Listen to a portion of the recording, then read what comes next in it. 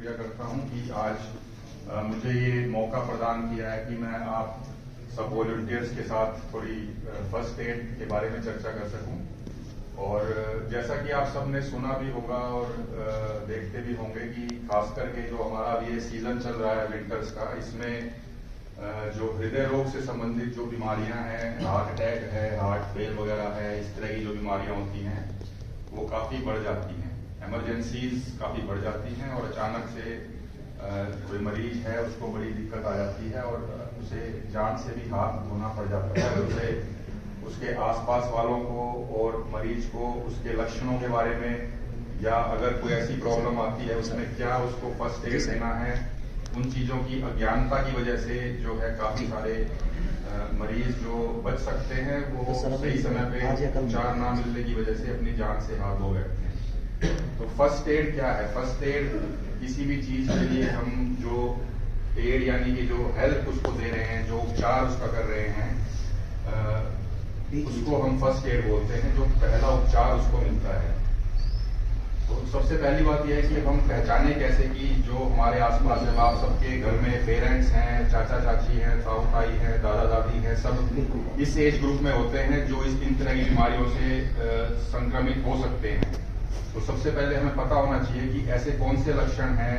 आपके साथ आपका कोई घर का बुजुर्ग या बड़ा बैठा है और वो घबराहट या दर्द कुछ महसूस हो रहा है, या उसका सांस खींच के आ रहा है, या उसको कोई पसीना वगैरह बहुत ज्यादा आया हुआ है, तो इस चीज को इग्नोर ना करें और आप उससे बात करके पूछें कि उसको क्या दिक्कत है। अगर इनमें से कोई भी दिक्कत वह महसूस कर रहा है, छाती में दर्द हो रहा है या सांस फूल रहा है, जिसको आमतौर पे हम गलती ये करते हैं कि उसको हम गैस समझ लेते हैं कि ये एसिडिटी या गैस की वजह से वो छाती में जलन हो रही है। लेकिन आपने ये देखना है कि आप उससे पूछिए कि क्या ऐसी प्रॉब्लम, इस तरह की जो गैस की आप कंप्लेंट कर रहे हैं या आप जलन महसूस कर रहे हैं, क्या जिंदगी में पहले कभी हुआ है ऐसा?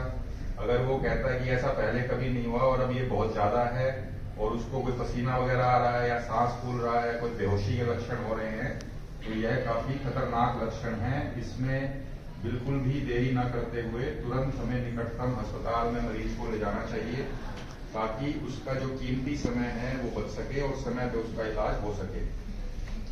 फर्स्ट एड में आप क्या कर सकते हैं घर में? तो मान लो आपका घर दूर है अस्पताल से, तो ऐसी कंडीशन में एक दवा होती है, डिस्प्रिन बोलते हैं उसको, और ये मेरे हिसाब से हर किसी के घर में जरूर होनी चाहिए। जिस भी घर में बुजुर्ग रहते हैं और आपके पेरेंट्स हैं, वो 40 से ज्यादा उम्र का कोई भी व्यक्ति रहता है, तो ये गोली जरूर होनी चाहिए। और अगर उसे अकस्मात कोई भी अचानक से छाती में दर्द वगैरह शुरू हो गया है तो एक गोली ये तुरंत चलवा सकते हैं। उससे बहुत महत्वपूर्ण इफेक्ट आता है, वह तुरंत खून को पतला कर देती है। और बहुत सारे लोग ऐसे होते हैं जिनको समय मिल जाता है उस दवा के लेने से अस्पताल तक जाने का। दूसरी चीज है, अगर कोई चक्कर वगैरह महसूस कर रहा है पेशेंट, इसका मतलब हो सकता है कि उसका बीपी, ब्लड प्रेशर जिसको बोलते हैं, वो डाउन जा रहा हो और उसको अचानक हार्ट फेल वगैरह हो सकता है। ऐसी कंडीशन में हमें उसको बोलना चाहिए कि वो बार बार जो है खांसी करे। खांसी करने से हमारा बीपी टेम्परेरी यानी थोड़ी देर के लिए बढ़ जाता है, तो बार बार खांसी करते रहेंगे तो बीपी अचानक से बहुत ज्यादा लो नहीं होगा और उसको अस्पताल तक पहुंचने का समय मिल सकता है। तो ये दो इम्पोर्टेंट चीजें हैं मेरे हिसाब से जो हम एज ए फर्स्ट एड, आप सब बच्चे भी, कोई भी इस चीज को कर सकता है, इसमें कोई बड़ी बात नहीं है। मरीज से बात करते रहें रास्ते में, उसको खांसी करने के लिए बोलें और जब जितना जल्दी संभव हो उसको एक डिस्प्रिन की गोली चबवा दें। तो पानी से नहीं लेनी, चबानी है। चबाएंगे तो उसका जो एक्शन होता है वो बहुत जल्दी फास्ट आता है, जो कि हमें ऐसी कंडीशंस में चाहिए, तुरंत एक्शन। तो ये फर्स्ट एड के रूप में कर सकते हैं। और अगर कोई आदमी बेहोश हो ही जाता है आपके सामने, आंखों के सामने, तो उसका सबसे पहले आपको चेक करना है कि वो रिस्पॉन्ड कर रहा है कि नहीं कर रहा है। उसको हिला के देखें, 2-3 बार उसको जोर से आवाज दें। अगर वो बिल्कुल नहीं बोल रहा है, इसका मतलब है कि वो हो सकता है हार्ट फेलियर अरेस्ट बोलते हैं जिसको हम, कार्डियक अरेस्ट उसको हो चुका है, उसका हार्ट पंप नहीं कर रहा है। तो ऐसी कंडीशन में हम जो फर्स्ट एड करते हैं उसे कहते हैं सीपीआर। सीपीआर का मतलब है कार्डियो पल्मोनरी रिससिटेशन, यानी कि हार्ट को इमीडिएटली रिवाइव करने की कोशिश करना। उसके लिए बहुत बड़ी कोई चीज नहीं करनी होती है। मरीज को समतल उस पे आपने लिटाया हुआ है और उसकी छाती के मध्य भाग में, ठीक है, जो स्टर्नम बोन होती है, आपने सबने सुना होगा, सेंटर जो बोन होती है उसको स्टर्नम बोलते हैं, ठीक है। उसके निचले तिहाई हिस्से पे आप अपने जो है हाथों से ऐसे पोजीशन बना के, और जो ये हील होती है हाथ की, इससे उसको सेंटर पे प्रेस करना है।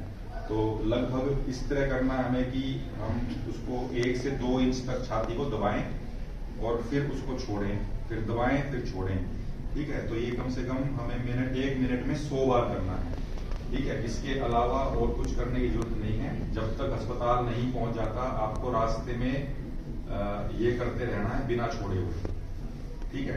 तो ये 2-3 चीजें हैं जिनको हम फर्स्ट एड बोलते हैं। कोई भी पेशेंट जिसको अगर हार्ट अटैक का कोई भी लक्षण है तो उस कंडीशन में आप कर सकते हो, और ये सब करके, ठीक है, आप उसकी पेशेंट की जान बचा सकते हैं। ऐसा बहुत सारे केसेस में हमने देखा है।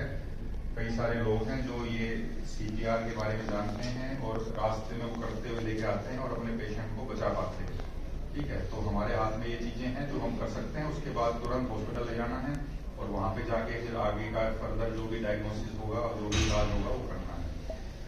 तो प्रिवेंट करने के लिए कुछ मुख्य इसके रिस्क फैक्टर होते हैं इन बीमारियों के।